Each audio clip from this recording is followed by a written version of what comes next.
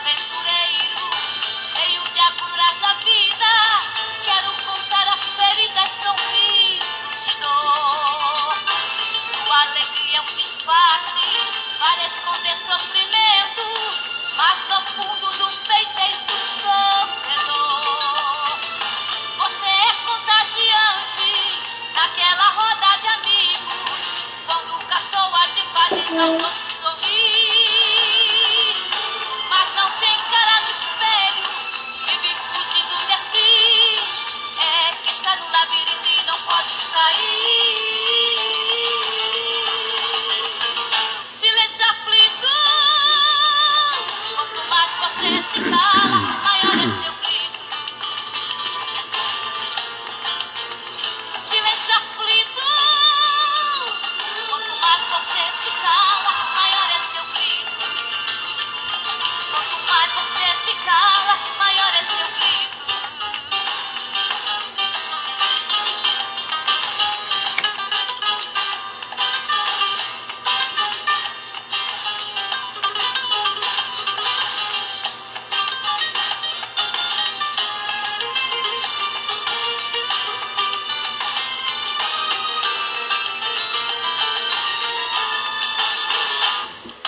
Pode se esconder de todos esta dor que tu carregas, mas Jesus Cristo contempla o teu coração. Assim abrires teu peito pra desabafar com Ele, como iria sentir a transformação. Traga esse preconceito, ser cristão é glorioso, mas tu preferes fingir ser feliz sem poder. Esse vazio na alma, hoje Deus quer preencher. Sai desse abafo de quem não consegue viver. Silêncio aflito, quanto mais você se cala, maior é seu grito. Silêncio aflito, quanto mais você se cala, maior é seu grito. Silêncio aflito, clama a Cristo nesta hora pra te socorrer.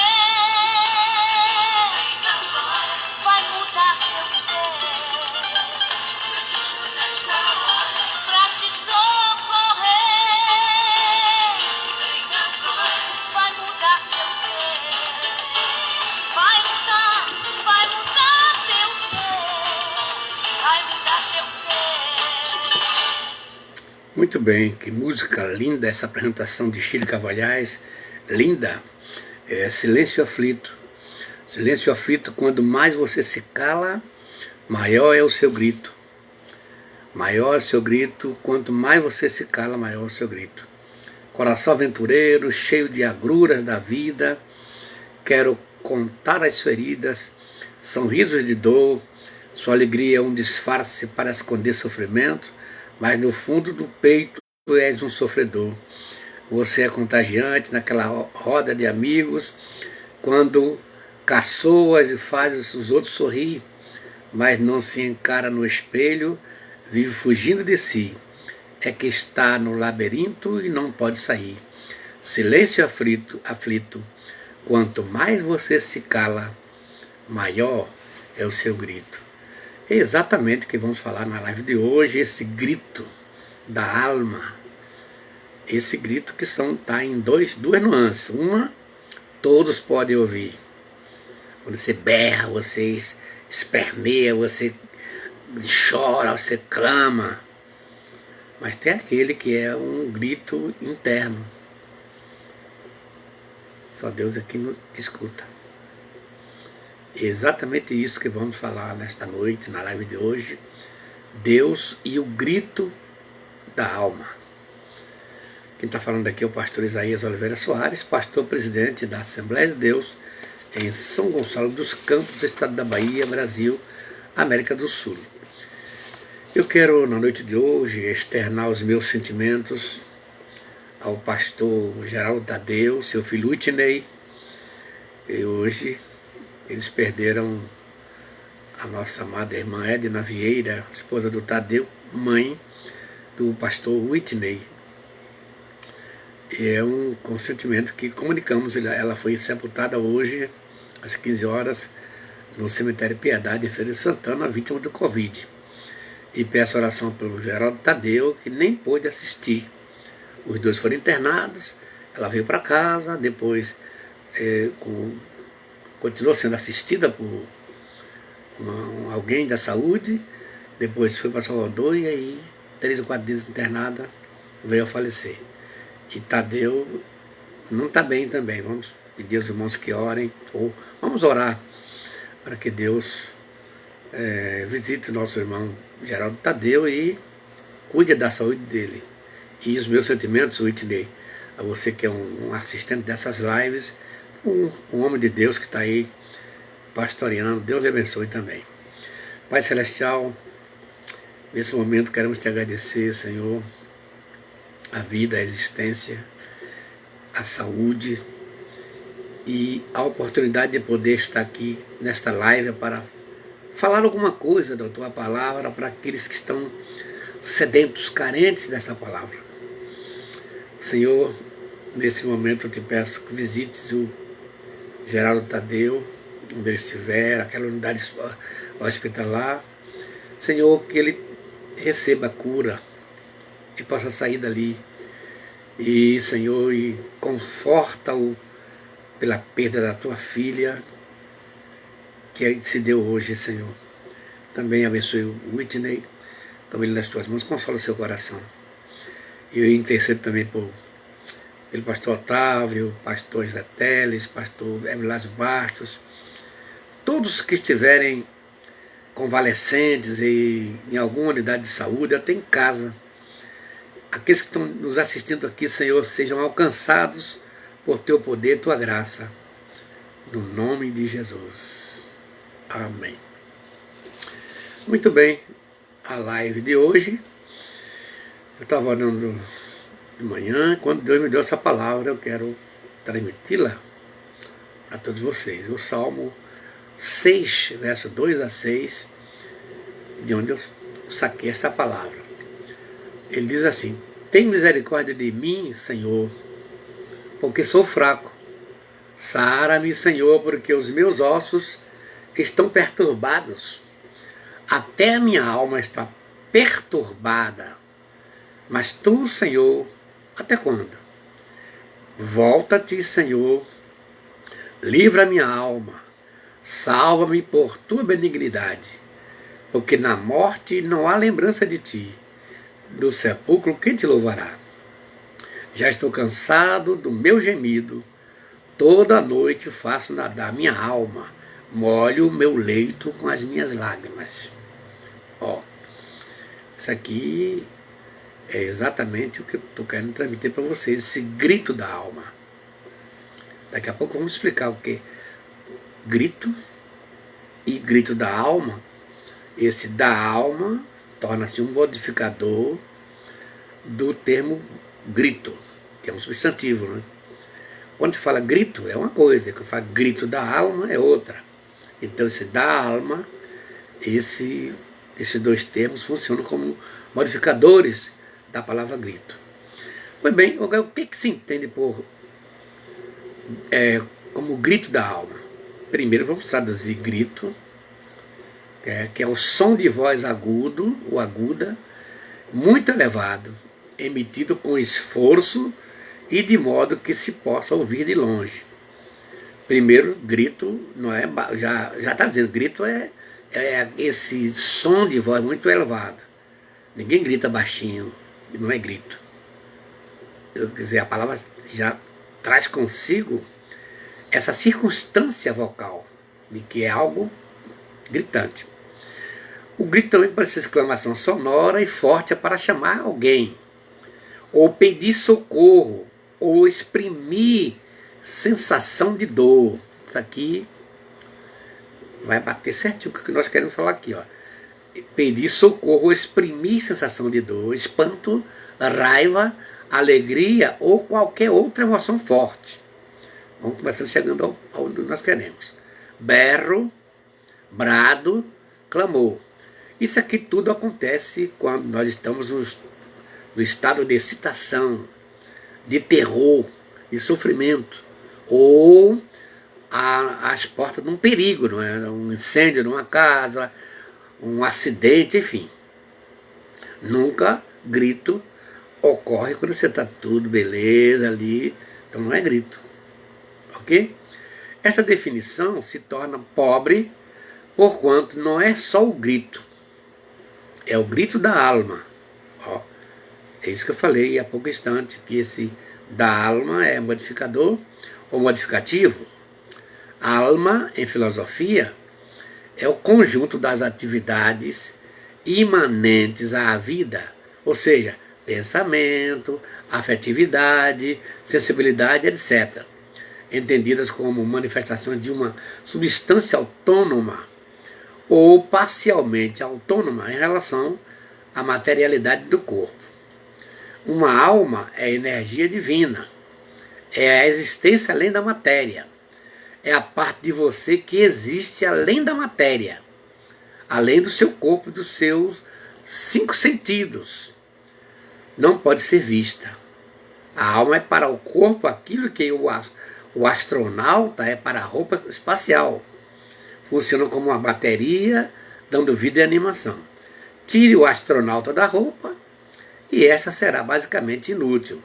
Tire a alma do corpo e o corpo basicamente desmorona. É o que chamamos de morte, né? É impossível dar uma definição concreta da alma, pois a alma não é uma entidade concreta, mas abstrata. Não é matéria, é energia. Mas também não é energia física, é energia divina. É um pedacinho de Deus dentro de você. Quando se fala no grito da alma, estamos nos referindo a algo que está para lá de nossa imaginação. Estamos falando daquilo que é uma das características mais perfeitas do ser, do indivíduo, como um ser indivisível, inconfundível e complexo, que se difere de pessoas, como temos procurado traduzir nessas lives. Segundo Milo, o silêncio é o grito da alma. É quando as palavras se calam e o mistério cria falas. O silêncio é a linguagem perfeita, o idioma falado somente pela alma dos poetas. Por que poetas? Porque o poeta ele trabalha com a linguagem subjetiva. Ele não trabalha com a linguagem objetiva, e sim subjetiva. No texto literário, a mensagem está implícita, diferentemente da linguagem objetiva, que a mensagem está explícita. Então, quando você pensa em literatura, você vai pensar que a literatura depende dessa capacidade do leitor de entender o que o poeta quis exprimir. Então, no grito da alma, meu íntimo está desejoso por momentos de calmaria, onde a paz possa me acalentar com sua música especial que tem gosto de cereja divina ou divinal. Não sei se no céu há cereja, como diz aqui um autor, mas há calma e paz, com certeza. Esta é a razão de gritar meu grito na esperança de ser acudido pelo teor do seu grito. Talvez o autor gostasse de cereja, né? Tudo que é bom você pensa, imagina, translitera para o céu. Né? O grito da alma é em todos os seres peculiar, pois todos esperam a paz celestial alcançar. Estufa o peito, grita teu grito, que pode ser uma forma de gemido ou até mesmo de canção. Canta o canto do teu espírito, faz do teu desejo uma linda canção que chega até o céu em forma de adoração. O grito da alma revela que há vida e desejo de viver. O grito da alma poderá ser grito do prazer. Grita alma pura, o grito da força, cheio de verdade, anseia pela tua cura, busca a tua liberdade. Isso aqui é muito lindo, é um traço poético, né? Veremos agora o grito da alma por inúmeras razões. Perdeu um ente querido, tá vendo? Ou descobriu uma doença. Pessoas importantes em sua vida rejeitam você. Quando eles não valorizam seus esforços para ser pessoa que você deseja ser e que Deus planejou que você fosse. Quando você inicia um projeto e parece que tudo dá errado, quando suas falhas são constantemente apontadas para você e você não recebe uma palavra de afirmação, é nesses momentos que pode sair um grito da alma, o que é saudável para você e para os outros saberem da dor que você está passando. Isso aqui é interessante. Vamos ver aqui os elementos geradores do grito da alma. A psiquiatria diz que o suicídio é o grito da alma. O suicídio não é algo novo, não é recente. Apareceu na sociedade, ao contrário, existem relatos desde a antiguidade, muito tempo, não é coisa nova o comportamento do suicídio. O termo surgiu no século XVII, formado pelo pronome sui, que é si, e pelo verbo caedere, que é matar. Conectando com a atualidade, vemos que o suicídio está entre as 3 principais causas de morte de pessoas que têm 15 a 44 anos de idade. Segundo os registros da Organização Mundial da Saúde, o suicídio é responsável por 1 milhão de óbitos a cada ano, o que corresponde a 1,4% do total de mortes. Os números assustam, mas devemos lembrar que esses dados são falhos, pois existe também o subregistro e a subnotificação de que se esconde sob outras denominações da causa-morte, como, por exemplo, acidentes automobilísticos, afogamento, envenenamento acidental e morte de causa indeterminada. Claro que tem os fatores de risco, considerados como mais relevantes em relação ao comportamento suicídio, que são transtornos mentais, cujos estão presentes em mais de 90% dos que cometem suicídio. Antecedentes familiares, tem problema de idade, de sexo, relação sociais familiares, excesso no uso de substâncias, alterações físicas, principalmente as que causam invalidez, dores crônicas, e situações sociais desfavoráveis, como o desemprego. Além dos fatores assim mencionados, existem os problemas a nível psíquico, como, por exemplo, a ansiedade, o estresse, sentimento de desesperança, solidão, impulsividade, transtorno de humor, transtornos afetivos e de personalidade, sofrimento intenso, frustrações, baixa autoestima, esquizofrenia e quase todas as psicopatologias em geral que têm grande potencial de agravar a situação. Dessas psicopatologias destaca-se a depressão, a qual é apontada atualmente como a 4ª doença mais prevalente em todo o mundo. A Organização Mundial da Saúde estima que a doença afeta 121 milhões de pessoas e espera-se que de 5 a 10% da população mundial sofrerão ao menos um episódio de depressão ao longo da vida, além de afirmar que as mulheres apresentam chances maiores de deprimir, 10 a 20% do que os homens, que dá 5 a 12%. E, infelizmente, cerca de 15% dos deprimidos graves chegam ao suicídio. Então vamos ver aqui. Eu estou citando isso aqui para mostrar que todo mundo tem um grito, tem algo escondido, tem algo oculto. Sofre depressão, abandono de familiares, às vezes o marido não é aquele marido que ela esperava que fosse, ou a esposa não é aquela esposa que aquele homem, quando se casou, esperava que fosse, ou até a própria circunstância da vida faz com que as pessoas mudem. Afinal, o ser humano é mutável, ele vai mudando. Então, olha bem que o número aqui é muito alto. Isso, claro que a psiquiatria entende que com os crentes a coisa é diferente. O número de suicídio entre os evangélicos, entre os crentes, é quase 0.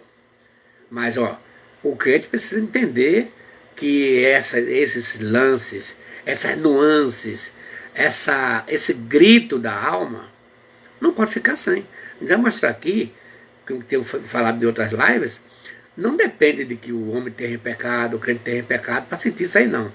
Nós somos elementos sentimentais. Os sentimentos foram doados, foram dados por Deus. É uma das coisas que caracteriza-nos como indivíduos, como seres indivisíveis, seres imortais do ponto de vista da alma. A alma não morre, quem morre é o corpo. A alma inicia uma nova vida depois de lá.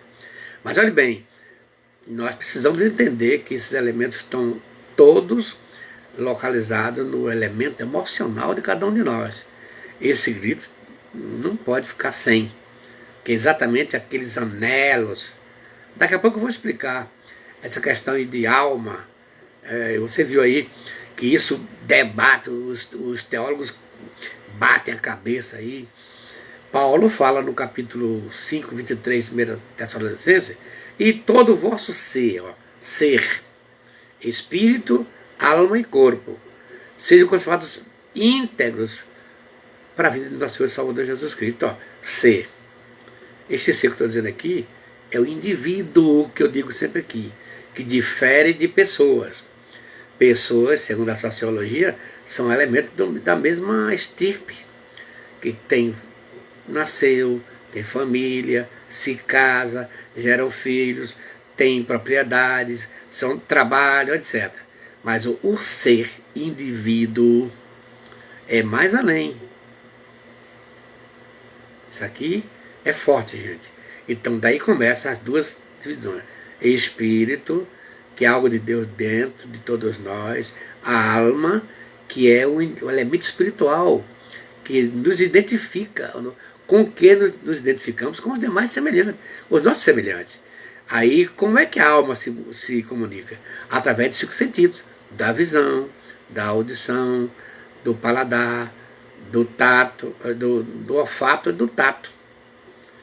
É tanto que alguns psicólogos chamam os sentidos, os 5 sentidos, como as janelas da alma.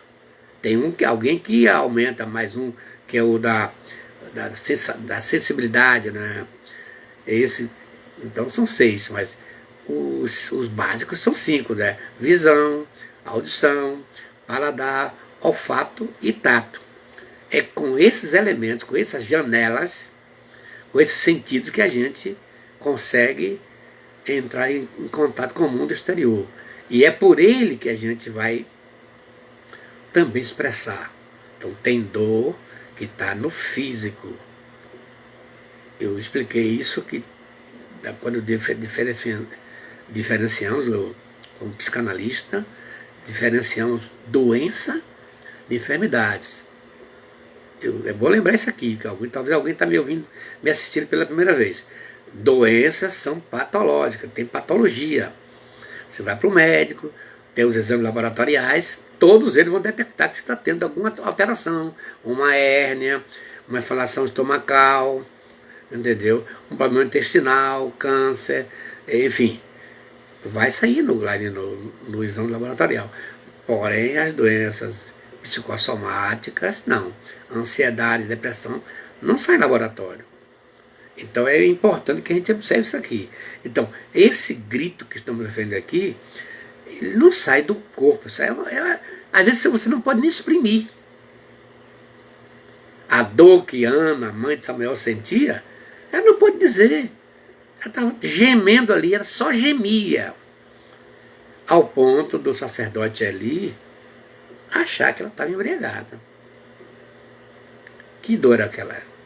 A dor de Ana era dupla. Uma, porque ela era estéril. Naquele tempo, as mulheres entendiam como sendo uma maldição de Deus quando era estéril. Porque a promessa que da mulher nasceria toda mulher queria ter essa bênção de gerar no seu ventre o filho de Deus. Segundo, ela tinha um rival que lhe insultava. Pensa aí, ela dividia o seu estado de esposa com Penina, sua rival, que ele insultava. Então a angústia que ela sentia, ela não tinha. Ela ia falar com quem? Com quem que ela ia contar? Com ninguém. Ela foi orar. E como é que Deus consolou Ana? Dando-lhe um filho, que foi o homem extraordinário que a Bíblia destaca, põe lá no pódio do destaque. Um glamour espiritual, teológico, muito forte que Samuel. Deu para entender? Deus então socorreu Ana. Mas essa dor, esse grito da alma de Ana, ela não podia nem falar. Muito bem, então vamos ver aqui. E você que está deprimida, você tem dores aí, ó, o seu grito, só Deus pode escutar. Porque são gritos que às vezes não saem nas palavras. Por isso que lá diz que o Espírito Santo intercede por nós com gemidos inexprimíveis. Ou seja, gemidos que não podem ser traduzidos em palavras palpáveis ou audíveis. Não, só a alma, o sentimento aperta, aí vem um grito da alma, que é interno, que é subjetivo, mas que Deus consegue ouvir. Então vamos ver aqui o grito da alma de várias pessoas na Bíblia. Eu vou começar pelo Salmo 6, que é o que eu li aí um pouco na abertura da live. Vamos pegar primeiro aqui Davi. Olha como ele começa o Salmo. Tem misericórdia de mim, Senhor, porque sou fraco. Às vezes o estado de fraqueza de nós gera essa dor, esse conflito. Porque num lado você quer servir a Deus, do outro lado a fraqueza da carne está aí para perturbar. E o salmista diz: tem misericórdia de mim, Senhor, porque sou fraco. Olha, sara-me, Senhor, porque os meus ossos estão perturbados. Quando você está abatido emocionalmente, os ossos também são atingidos. Sara-me, Senhor, porque os meus ossos estão perturbados. Isso é um grito da alma de Davi. Ainda bem que ele pôde expressar aqui. Até a minha alma, verso 3, está perturbada. Mas tu, Senhor, até quando? Volta-te, Senhor. Livra a minha alma. Salva-me por tua benignidade. Aqui o salmista está sentindo como se alguém fosse embora. Como se Deus fosse embora. Saísse do seu contexto. Ele: volta-te, Senhor. Livra a minha alma. Salva-me por tua benignidade. Você vê que aqui não é o físico, é o elemento intrínseco, indivisível, elemento impenetrável, que é a alma. Esse aqui é muito lindo, gente. Aí vem o verso 4. Porque na morte não há lembrança de ti. No sepulcro quem te louvará? Aí ele divide a alma e o corpo. O corpo vai para o pó, como era, porque o corpo é 60% de água e 40% de elementos químicos. Por isso, quando o indivíduo morre, o corpo é desfeito, volta ao pó como era. Aí fica só 3 elementos, que é o cabelo, os dentes e os ossos. Esses a terra não dissolve, porque Deus sabia que nesses 3 elementos estão a prova, o DNA. No caso de alguém é sepultado por qualquer coisa, e o exame vai dizer quem estava ali sepultado e qual foi a causa da morte. Isso aqui é algo maravilhoso, né? Deus fez assim, Deus é grande nessa área. Então aqui o verso 5 diz: já estou cansado do meu gemido. Gemido não fala. Gemido é para dentro. Toda noite faço nadar a minha cama, molho o meu leito com as minhas lágrimas. Isso aqui são coisas interiores, internas, subjetivas, ocultas, que só o indivíduo, com o indivíduo mesmo, consegue fazer. Já estou cansado do meu gemido. Gemido. Não é grito, gemido. O grito é para fora, o gemido é para dentro. Viu a diferença? Isso aqui, toda noite eu faço nadar a minha cama. Com o quê? Com lágrimas. Molho o meu leito com as minhas lágrimas. Ó. Gente, era muita lágrima que o salmista derramava. Isso aqui, gente, é uma coisa linda, esse texto de Davi. E lá no Salmo tem vários outros textos. Você vai ver Davi gritando. O Salmo 51 mesmo, ele grita ali. Eu nasci na iniquidade. E em pecado me concebeu minha mãe. Tem dores que você não. Você olha para assim, não tem como você se livrar. É isso que chamamos grito da alma. Você deve ter tido muitas experiências nessa área. Este Salmo 6 é um clamor de Davi para que o seu sofrimento tenha fim. Embora tivesse muitas necessidades, o que mais o angustiava era a alma sedenta da presença de Deus. Outra coisa, o Salmo 42, a minha alma está sedenta como uma corça, tem sede. Que isso aqui é muito lindo, gente. E sede é algo subjetivo. Quem é que pode explicar sede? É abstrato. Sede, espírito, fome, amor, ninguém pode palpar. Isso aqui são elementos abstratos.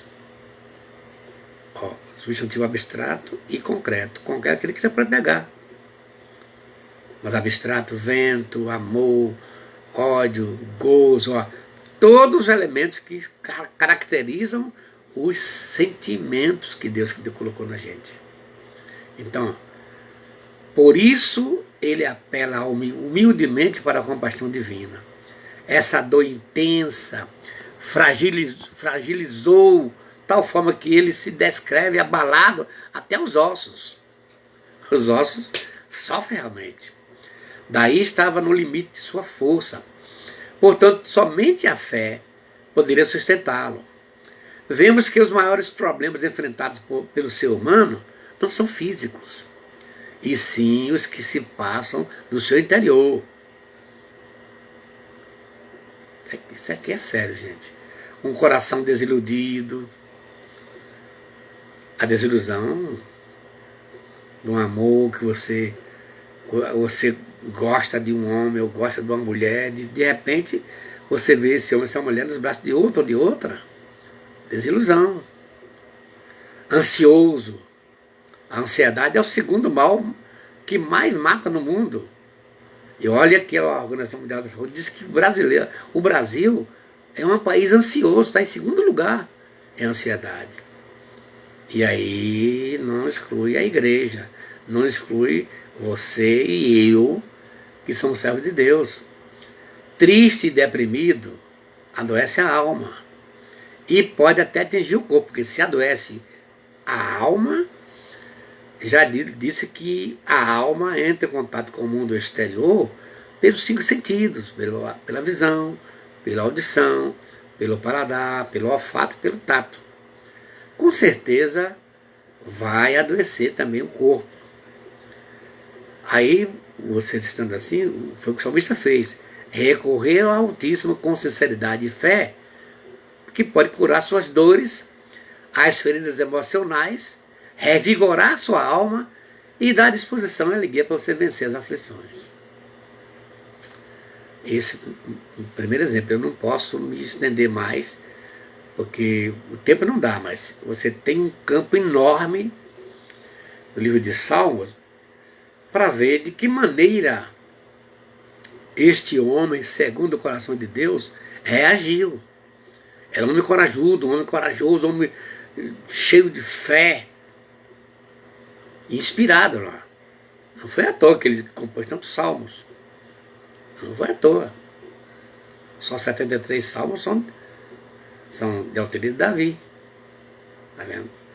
Então, vamos pensar aqui, quando ele tocava aquela harpa, o espírito imundo que estava afetando Saul fugia. Mas é Davi que está aí, envolvido, metido com esses problemas ao ponto de ter dado muitos gritos, que a sua alma gritou em socorro. Mas olha bem, nem o Senhor Jesus escapou desse grito da alma. Aí eu vou voltar aqui a falar que já falei em outras lives. Jesus é o nosso grande exemplo de pessoa. Porque tem gente que gosta de espiritualizar Jesus, que ele é o Deus, claro que é Deus, mas olha, é divino humano. Quando João descreveu a sua chegada, ele falou assim: no princípio era o Verbo estava com Deus e o Verbo era Deus. Nada do que foi feito se fez, tudo foi feito pelo Verbo, e nada do que foi feito se fez. E quando João encerra essa cadeia de palavras lá, verso 14, ele fala assim: ó, e o Verbo se fez carne e habitou entre nós, e vimos a sua glória, como a glória do unigênito do Pai, cheia de graça e verdade. Então Jesus não perdeu a sua identidade, nem como Deus, nem como homem. Ele foi 100% Deus e 100% homem. Como homem, esses sentimentos todos que você sente, que você tem, que eu tenho, esses gritos, essas coisas que levam a provocar, a produzir o grito da alma, ele também passou. Por isso que lá em Hebreu diz que ele se tornou apto para atender, para socorrer tantos quantos sofram, vivendo sempre para interceder por eles. Que é Jesus. Ele conhece ele. Todo tipo de tentação, de luta, de dor, você pode analisar que ele sofreu. Pois bem, então vamos ver aqui o Getsemane, a oração e a agonia de Jesus no Getsemane. Os relatos evangélicos transmitem-nos a situação do local para onde Jesus se retirou uma vez. Terminada a última ceia, saindo então foi como de costume para o Monte das Oliveiras, como está em Lucas 22:39. Para o outro lado da torrente do Cedron, João 18:1, e chegou com os apóstolos a um lugar chamado Getsemane. Então Mateus 6:36 e Marcos 14:32. Segundo essas indicações, tratava-se de um horto onde havia uma prensa para extrair azeite. É esse o significado do nome. E ficava fora das muralhas de Jerusalém, a oeste da cidade. Então, prensa de extrair azeite. Colocar azeitona ali, aquela prensa e azeite, as azeitonas apertadas ali, produziu o sumo. É exatamente esse momento que Jesus produziu esse grito da alma. Okay? João, capítulo 12, verso 20 a 23, ele fala sobre isso aí. Enquanto a paixão nos evangelhos sinópticos se inicia basicamente com a agonia de Cristo no Horto das Oliveiras, o Evangelho de São João não narra a agonia do horto, senão nesses 2 breves versículos. Agora sinto-me angustiado. E que direi? Pai, livra-me desta hora? Mas foi precisamente para esta hora que eu vim. Pai, glorifica o teu nome. Jesus sabia que ia passar esses momentos de terror em que produziria no seu ser o grito da alma. Quando chega a hora marcada por Deus para salvar a humanidade da escravidão, do pecado, contemplamos em Getsemane Jesus Cristo, que sofre dolosamente até derramar suor de sangue, como está em Lucas 22:44, e que aceita espontaneamente e rendidamente o sacrifício que o Pai lhe reclama. Os relatos evangélicos transmitem-nos a localização do lugar onde Jesus se retirou uma vez terminada a última ceia. Aí já mostramos que foi o Monte das Oliveiras, que fica do outro lado da torrente do Cedron. Este momento aqui, gente, é de muita importância para nós entendermos a angústia que o Senhor passou ali, porque ele estava ali. Primeiro, ele via tudo que ele iria passar por um povo que não queria ele. O que é que João diz? Veio para o que era seu e os seus não lhe receberam. Ele não foi bem recebido. Ó, não tem lugar para nascer. Até Maria queria, retrucou. Maria questionou. José quis abandoná-lo. Lá ninguém quis hospedá-lo lá em Belém. Ele foi nascer onde? Na manjedoura. Ó, quanta rejeição. E daí para cá ninguém... Ó, de onde te veio essa sabedoria? Ele não é filho de José? De onde vem tanta sabedoria? Ele foi rejeitado o tempo todo. E você já viu aqui em outras lives que a rejeição causa dor. Causa dor e não é brincadeira não. Um ser humano rejeitado, especialmente pelos seus, é algo terrível. Muito bem.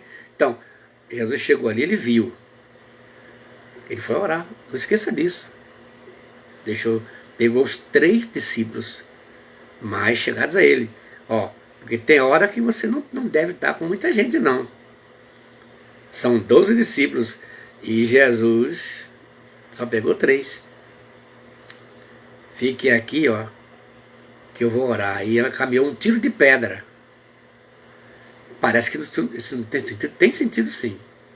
Aquele tiro de pedra, onde ficaram Pedro, João e Tiago, é onde ficavam os atiradores, e lá onde ficava Jesus ficou, onde ficava o réu, para ser apedrejado, era um tiro de pedra, ou seja, a distância que uma pedra poderia atingi-lo. E foi neste lugar que Jesus se ajoelhou para orar. Isso aqui, gente, é forte. Diz: a minha alma está profundamente triste até a morte. Ficai aqui, vigiai comigo. E quando ele chegou lá, que ele se ajoelhou, ele viu 2 coisas ali. Primeiro, por quem ele ia morrer. Segundo, ele viu que todos os tipos lá do Antigo Testamento falharam. Ele não podia falhar. Abraão falhou, Moisés falhou, Davi falhou. Todos eles que foram tipos, foram figuras de Jesus, falharam. E Jesus sabia que agora era ou tudo ou nada. Se Jesus falha também aí, nós todos, a humanidade inteira estaria condenado ou condenada pro resto da vida. Aí Jesus tinha que vencer ou vencer. Aí naquela hora, ele sentiu uma angústia tão forte, quando ele viu tudo isso que ele tinha que sofrer, o que ele ia padecer, a rejeição e a morte de cruz, que era uma morte mais clamorosa naquela época. Era a pena capital, gente. Morrer numa cruz era uma morte horripilante. E depois do camarada carregar uma cruz de 70 quilos, receber uns cravos de 15 centímetros na mão, nas 2 mãos, e nos pés. Isso aqui, com certeza, Jesus, como homem, relutou. Ah, Senhor, se possível, passa de mim este cálice. Bom, levantou e veio, e os 3 que poderiam estar ali orando nesse momento difícil, Pedro, João, Tiago, que lá em Gálatas, capítulo 1, eles são chamados como coluna da igreja. Olha como Deus usa os elementos frágeis para fazer deles instrumentos. Realmente, Pedro, João e Tiago foram os 3 líderes usados por Deus para a implantação da sua igreja, a igreja primitiva. Aí Jesus foi lá e estavam dormindo. Você não consegue vigiar nem hora comigo? Voltou. E insistiu. 3 vezes, gente. Esses 3 aqui a gente pode interpretar um bocado de coisa aí. O Antigo Testamento, o Novo Testamento, históricos, salmos e proféticos. Né? Enfim, o certo é que naquela hora a angústia foi tão grande que o seu suor se transformou em gota de sangue. Ou seja, o sangue, em vez de circular pelas veias e artérias, começaram a sair pelos poros. E a ciência médica, naquele tempo, chamava isso de diapedisia, que é uma doença incurável. E Jesus sabia que ele ia morrer. Lá na Epístola aos Hebreus, capítulo 7, ele diz que Jesus, temendo, quando clamou, quanto ao que temia, foi ouvido. E ele não morreu. Mas, foi o grito da alma: passa de mim este cálice. Se não é possível, Pai, aqui está eu, faça-se a tua vontade. Esse grito de alma, gente, foi o grito mais estupendo que a humanidade já pôde exprimir, já pôde provocar. Jesus foi ouvido quanto ao que temia. Glorificado e exaltado o nome de Jesus. Não vamos esquecer que esse grito aconteceu por duas coisas. Primeiro, porque como vicário, ele estava aqui no nosso lugar. E segundo, como expiatório, porque ele expurgou, ele pagou o preço do nosso pecado. A dívida que era contra nós. Como Paulo nos fala na sua epístola a Colossenses, que ele encravou na cruz. Mas essa dor da alma, esse gemido dele, eu quando leio isso aqui, gente, eu sinto que ele estava realmente dolorido. Pai, se possível, passa de mim este cálice. Eu vou ter que morrer mesmo? Deus, sim, porque os outros falharam, os outros que vieram antes erraram. Ninguém conseguiu preencher os requisitos de Deus, ninguém conseguiu pagar o preço, sem troco, sem desconto. Glorificado e exaltado o nome de Jesus para todos sempre. Jesus pôde passar esse momento trágico. Glória a Deus nas alturas. Mas não foi só Jesus. Paulo também, ele passou por esse momento dramático. Paulo, não esqueça que o Senhor falou com Ananias, vai, quando Jesus mandou Ananias ir orar por ele. Ele estava em Damasco. Vai, porque será para mim um vaso escolhido para levar minha palavra aos gentios, e eu hei de mostrar a ele o quanto há de padecer por mim, ou por causa do Evangelho. Olha, Paulo sofreu, gente. E eu gosto quando ele, lá no capítulo 7 de Romanos, ele faz aqui um canto fúnebre, um canto de desespero. Porque eu sei, verso 18, que em mim, isto é, na minha carne, não habita bem algum. E com efeito, o querer está em mim, mas não consigo realizar o bem. Lembre-se que Paulo tinha um espinho na carne que tem levado os teólogos a brigar, uma briga terrível com esse espinho. Uns acham que era um demônio, outros acham que era uma doença da carne. Enfim, é uma peleja, é uma briga de foice, como se fala aqui no Nordeste. Mas quando ele orou 3 vezes, ele falou: Paulo, a minha graça te basta. Mas ele entendeu. Conheço um homem que há 14 anos, se no corpo, fora do corpo, não sei, que foi ao céu e ouviu coisas inefáveis que não é lícito revelar ao homem.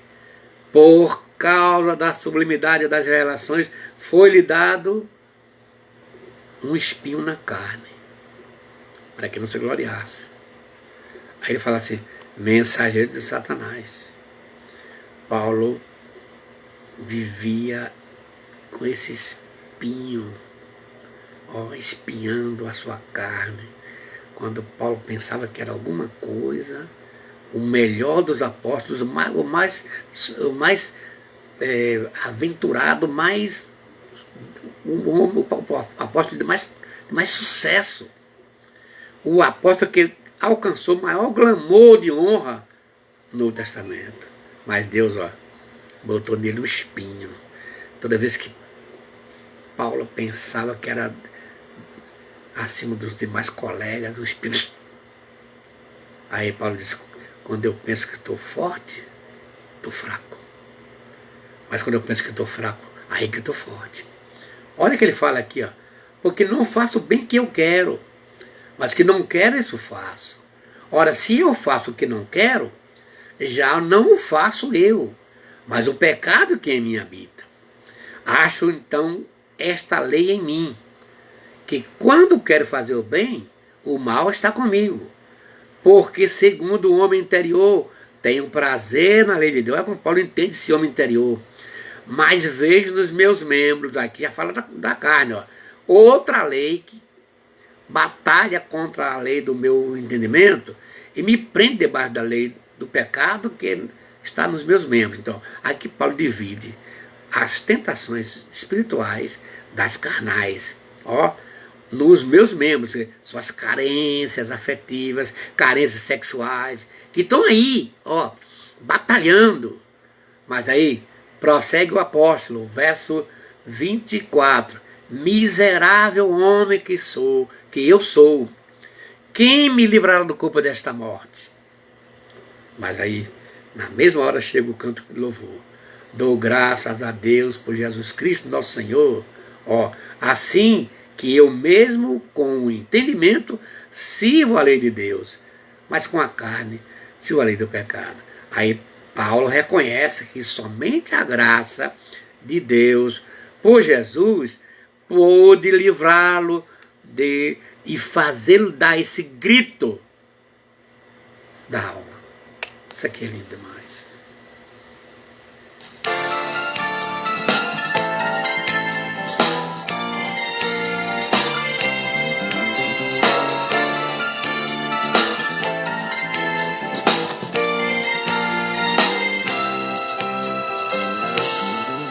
Não sai de mim, Senhor, que eu me perco na canção. Meu cantar não tem unção sem o teu amor comigo. Diga pra mim, Senhor, que não vais me abandonar. Se o inimigo me acusar, como vou me defender?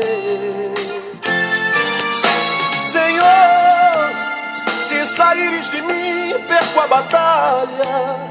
Como posso caminhar pela fornalha?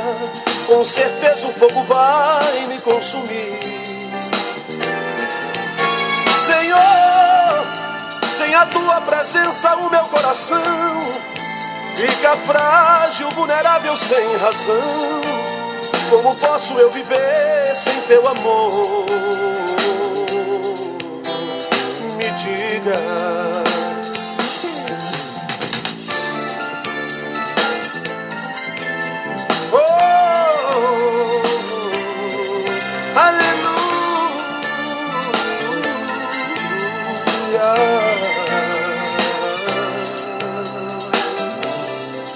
Não sai de mim, Senhor, que eu me perco na canção.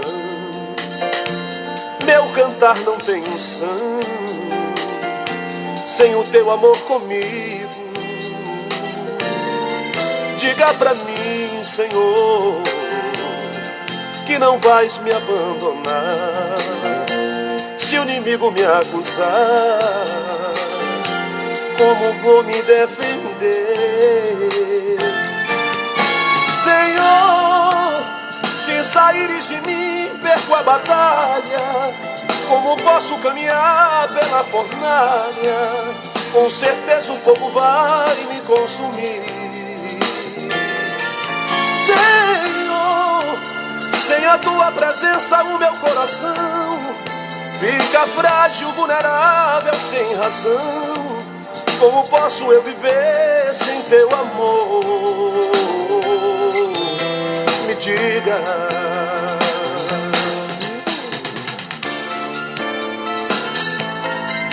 Jamais viverei sem teu amor, Jesus.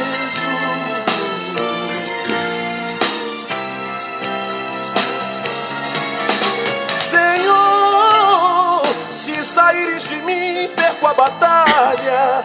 Como posso caminhar pela fornalha? Com certeza o fogo vai me consumir. Senhor, sem a tua presença o meu coração fica frágil, vulnerável, sem razão. Como posso eu viver sem teu amor?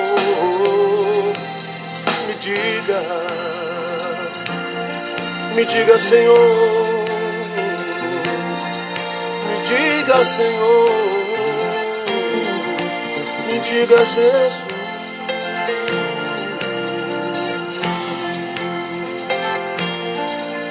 Me diga, Senhor.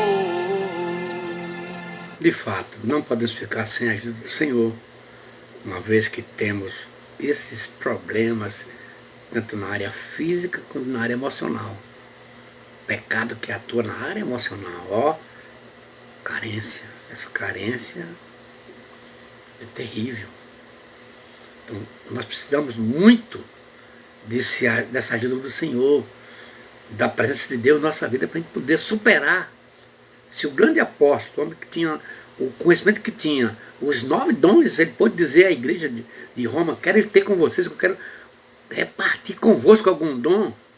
Mas ó, você agora vê Paulo fragilizado, ó, o grito da alma: miserável homem que sou, quem me livrará do corpo desta morte? Aí ele mesmo reconhece: graças a Deus por Jesus Cristo. Pronto, aí está a diferença. Então você e eu precisamos urgentemente da presença divina. Por isso que a live hoje é Deus e o grito da alma. Deus está sempre pronto, porque Deus conhece as nuances nossos sentimentos. Pai Celestial, obrigado, Deus, que entendemos que Tu és o Deus que compreendes, sabes, conheces a nossa estrutura, sabe que somos pó.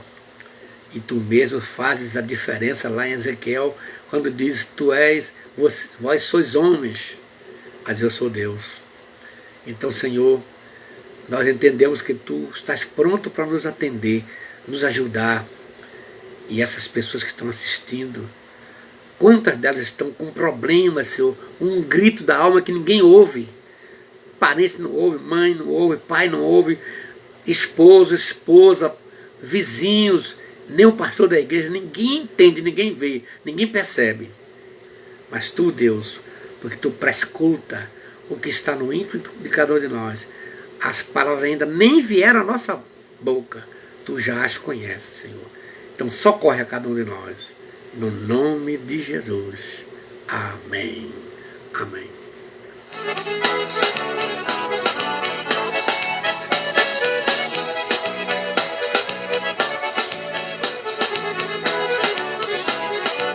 Quem ama e serve a Jesus não tem tristeza nem dor, resplandece como a luz no seu mais intenso esplendor. Meu Jesus, a Ti me entrego de todo o meu coração, e humildemente espero o meu regresso a Sião. Eu estou amando a Jesus, dono do meu coração. Hoje eu dobrei meus joelhos para lhe pedir perdão. Eu estou amando a Jesus, dono do meu coração. Hoje eu dobrei meus joelhos para lhe pedir perdão. Continuo amando a Jesus, dono do meu coração. Hoje eu dobrei meus joelhos para lhe pedir perdão. Eu estou amando a Jesus, dono do meu coração. Hoje eu dobrei meus joelhos para lhe pedir perdão.